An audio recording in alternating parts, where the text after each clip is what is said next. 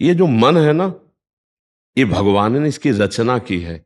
इंद्रियाणाम मनश्चास्मि, कह रहे इंद्रियों में मैं मन हूं, और त्रिगुण माया का इसमें भरा हुआ पूरा पॉइजन जहर है। आप देखो मन छोड़ के गंदी बात में ही जाएगा, नहीं जाएगा। ये नहीं कि अच्छी बात में नहीं जाता, अच्छी बात में लगाओ तो लगेगा, और वो भी थोड़ी देर। और बुरी बात में लगाने की जरूरत नहीं, आराम से। इसका स्वभाव रचना ऐसी रची गई है। अब यही गेम रखा गया है कि अब इसकी गति को रोको, अंतर्मुख करो, भगवदाकार करो, तो तुम्हें इनाम मिलेगा, त्रिभुवन पर विजय प्राप्त कर लोगे। वो अद्भुत आनंद अंदर ही मिलेगा, किसी से कहने की जरूरत नहीं, आनंद मगन हो जाओगे। और उसी आनंद की खोज देखो, जब हमारा मन कहता है इस शरीर को भोग लें, इस वस्तु को भोग लें, अमुक, देखो सब अपने घर के जैसे बैठे हैं, क्या उसके भोगने के बाद मन को शांति मिलती है? थोड़ी देर के बाद फिर एक नया संकल्प बनता है, फिर एक नई, मतलब हमारी खोज अधूरी रही। वो नहीं मिला जो मैं सोच रहा था। सोचने में जैसा सुख मिलता है वैसा ना भोगने में नहीं मिलता, चाहे वो भोजन हो, चाहे वो दृश्य हो, चाहे वो कोई क्रिया हो। आप देखना, जो मन हमें सोचवा के पागल बनाता है, और जब हम उस पे जाते हैं तो वो चीज हमें नहीं मिलती है।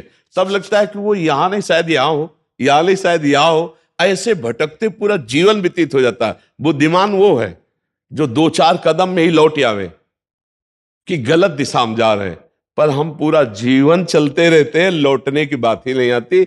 और यहां तक कि शरीर वृद्ध हो जाता है, इंद्रियां काम नहीं करती, पर मन वैसे ही सलाह करता रहता है।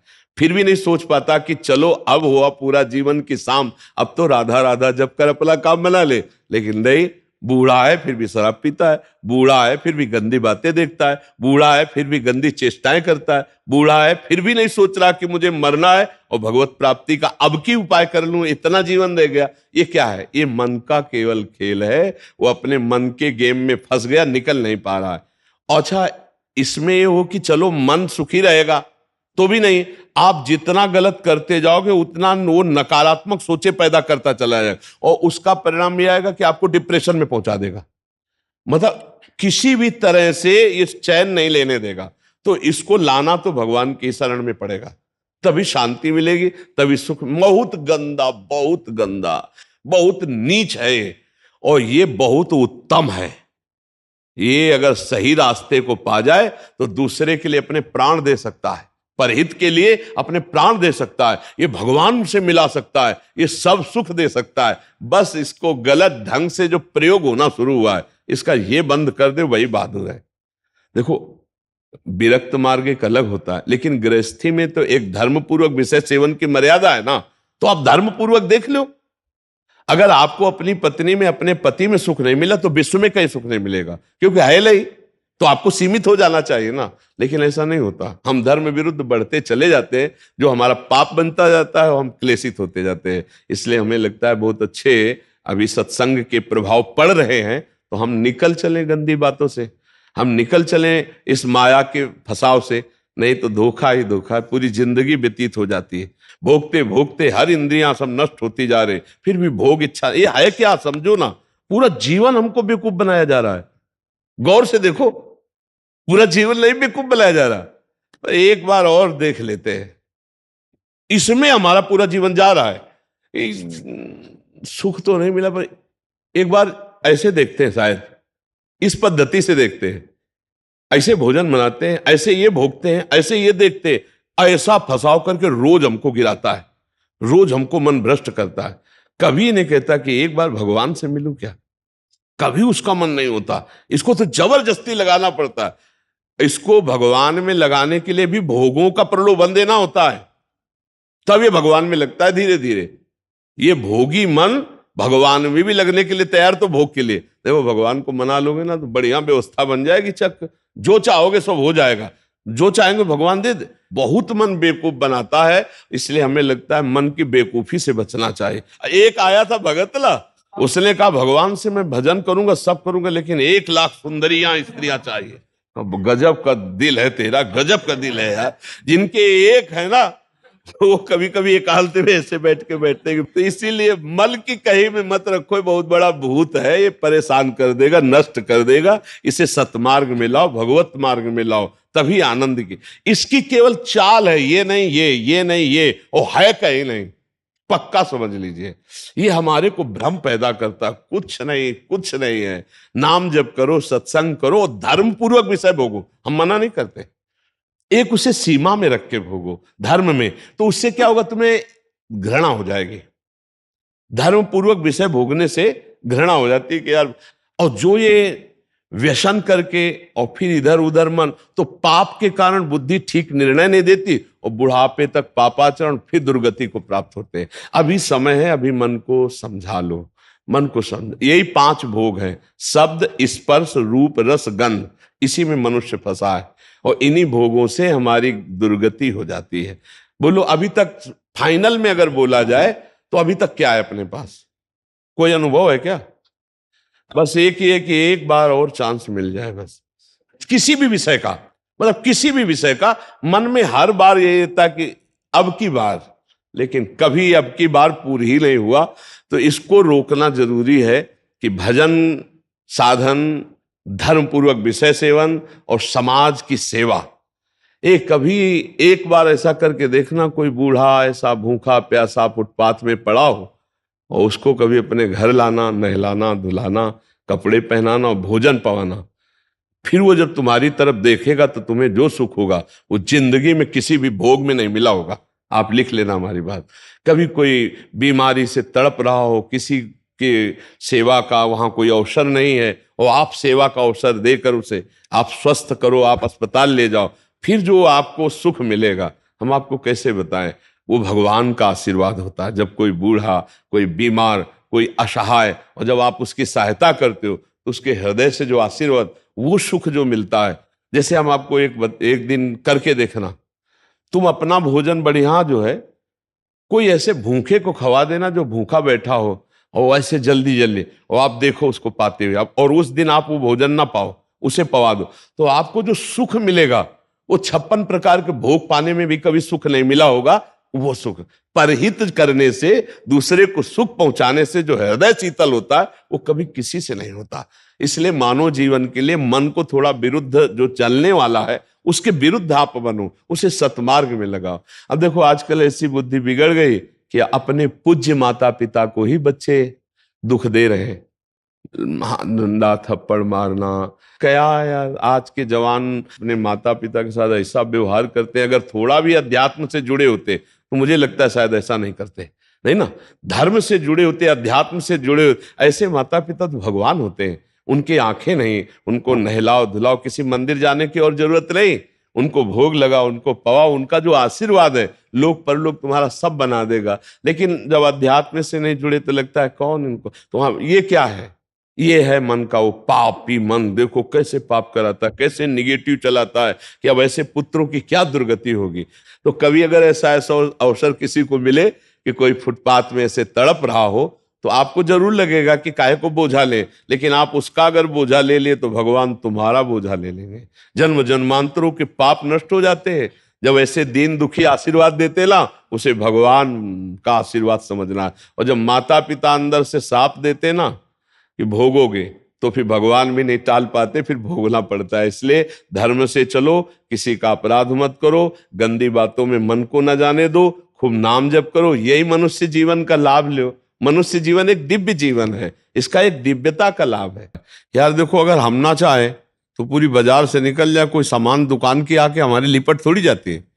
हम जहाँ खड़े होंगे, जहाँ खरीदेंगे, वही जो वस्तु हमें मिलेगी। तो अगर हम निश्चय कर लिया कि मुझे मांस नहीं खाना, मुझे शराब नहीं पीना, मुझे पराई माता बहनों की तरफ गंदी दृष्टि नहीं करनी, तो मुझे कौन गिरा देगा? आप सोचो, हमारे निश्चय में कमजोरी, तभी हम डरते हैं कि कहीं गिर ना जाए। ऐसे कैसे?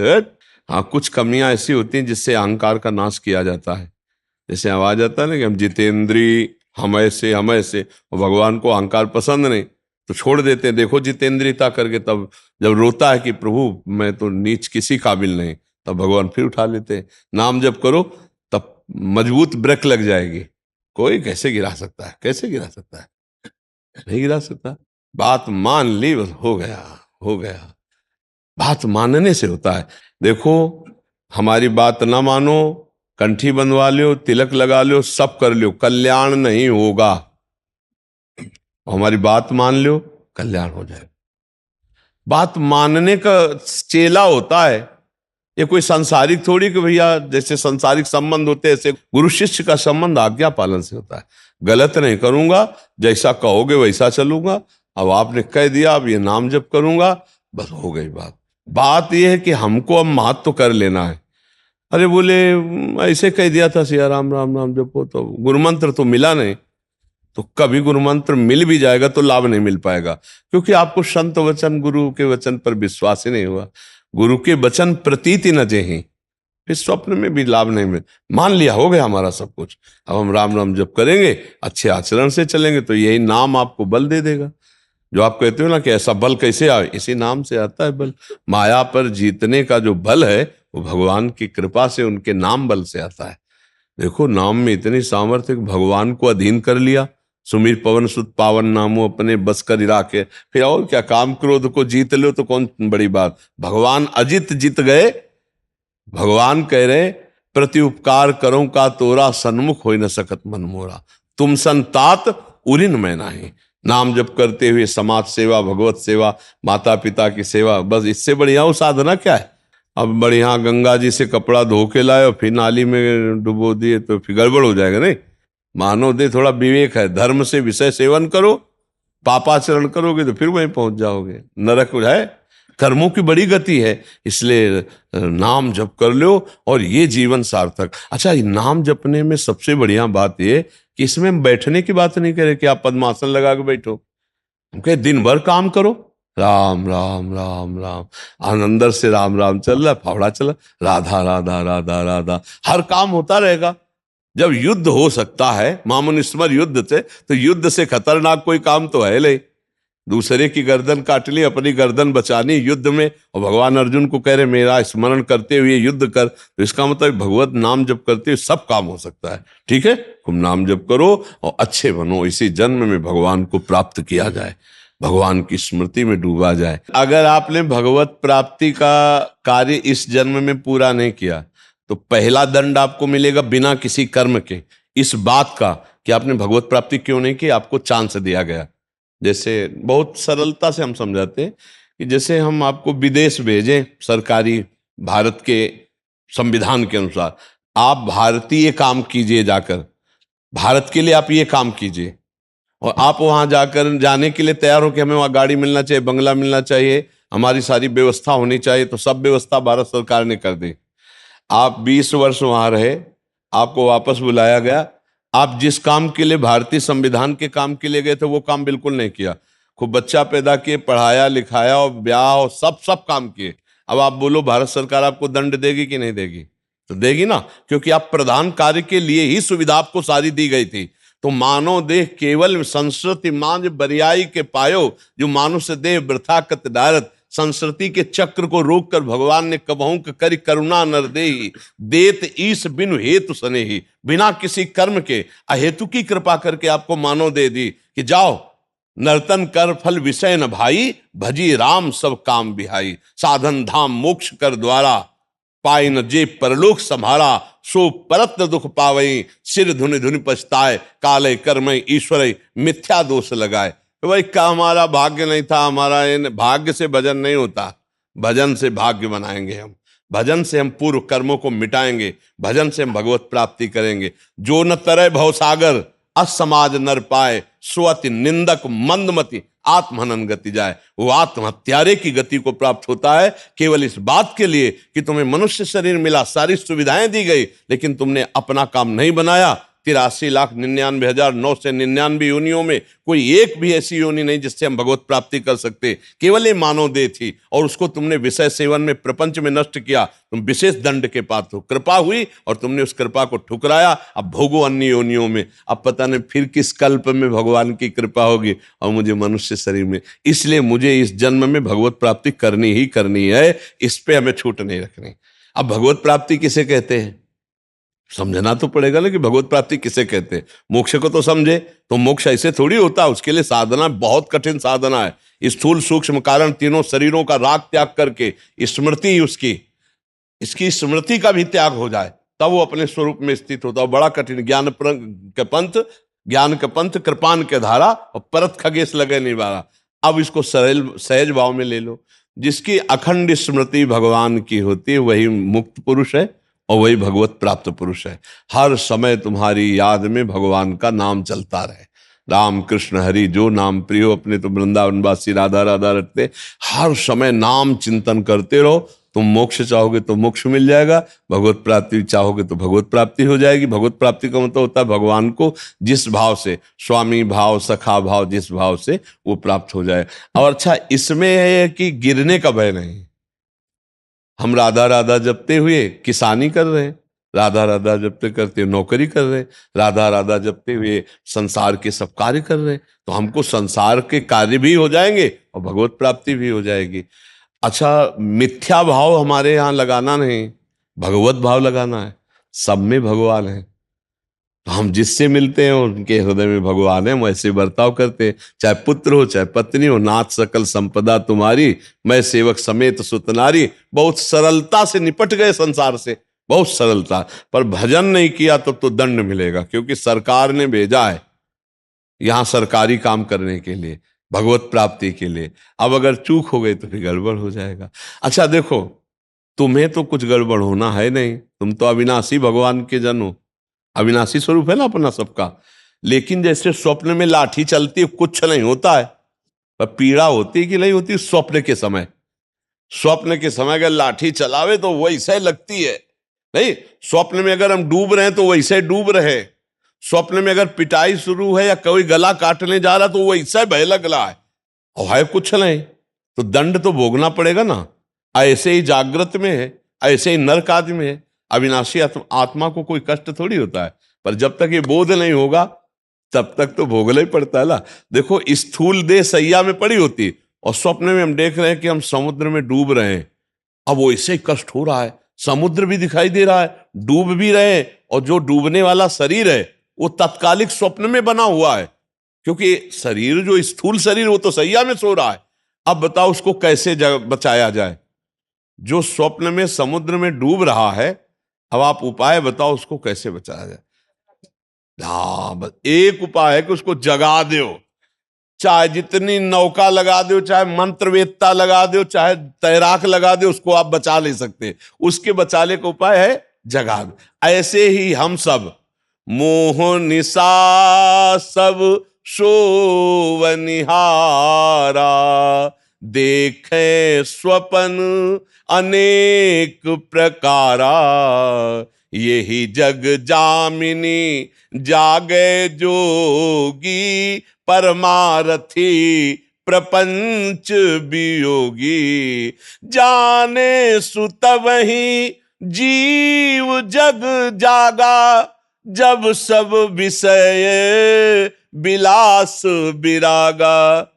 बोले मोह निद्रा में सब सो रहे, ये पत्नी है, लड़का है, बच्चा है, रुपया है, पैसा, ये कर लिया, ये कर लूंगा, ये कमा लिया, ये कमा लूंगा, ये जमा कर लिया, ये जमा कर लूंगा, और सोचते सोचते मर गए, कुछ नहीं कर पाए जो करने आए थे। अब कोई सदगुरु जगा दे, ए उठ, मोह निद्रा में सो रहा है, तो जानिस तबै जीव जग, जब सब विषय विलास विरागा। तभी जानना सत्संग का रंग चढ़ रहा है, जब गंदी बातें छूटने लगे और अच्छे आचरण होने लगे और भगवान नाम जप होने लगे, तो जान लेना आप जाग रहे हैं। और जग गए तो स्वप्न के जैसे सारे दुख मिट जाते हैं, ऐसे तुम्हारे सारे पाप, दुख, चिंता, शोक सब नष्ट हो जाएंगे। पर जगना पड़ेगा, बिना जगे नहीं हो सकता। बिना जगे एक ही उपाय है, जगना पड़ेगा, अर्थात भगवत प्राप्ति करना पड़ेगा, नहीं तो दुख से पिंड नहीं छूटेगा। है झूठा, पर बहुत जोर का फुसकार मार के काटता है। झूठा सांप है, रस्सी का सांप, पर ऐसा काटता है, वो ऐसा अनुभव होता है कि जहर चढ़ गया, पक्का। देख लो, सब पूरा जहर चढ़ा हुआ है और कुछ नहीं हुआ। आत्म तत्व को ना कभी फर्क पड़ा था, ना पड़ रहा है और ना पड़ेगा। पर भैया ये स्वप्न है, बड़ा दीर्घ स्वप्न है, इससे जगो, उमा कहूं मैं अनुभव अपना, और सत हरि भजल, और जगत सब सपने में हो। ना कोई माता था, ना कोई पिता था, ना है और ना रहेगा। ऐसे ये रूप एक दिन नहीं दिखाई देगा, लाख उपाय कर लेना, मिट्टी में मिल जाएगा, खत्म खेल। ना पहले था ना बाद में रहेगा, बीच में प्रवचन कर रहा है, इसका क्या भरोसा। स्वाप्निक है ये स्वाप्निक है। जो इसके अंदर है वो सत्य है, और अंदर वाले से परिचय नहीं हुआ, बाहर वाले का टिकेगा नहीं। भाई इसी में हम झूठे में मारे जाते हैं, हर जन्म में मारे जा रहे हैं हम। झूठे से प्रेम करते हैं बाहरी, और वो टिकता ले, और जो अंदर का है उससे प्यार हुआ ले, खाली हाथ फिर। तो एक बार तो यार इस पर विचार करो कि मेरे जीवन का परम लाभ क्या है। भगवान का चिंतन, भगवत प्राप्ति, इसी से परम लाभ मिलेगा।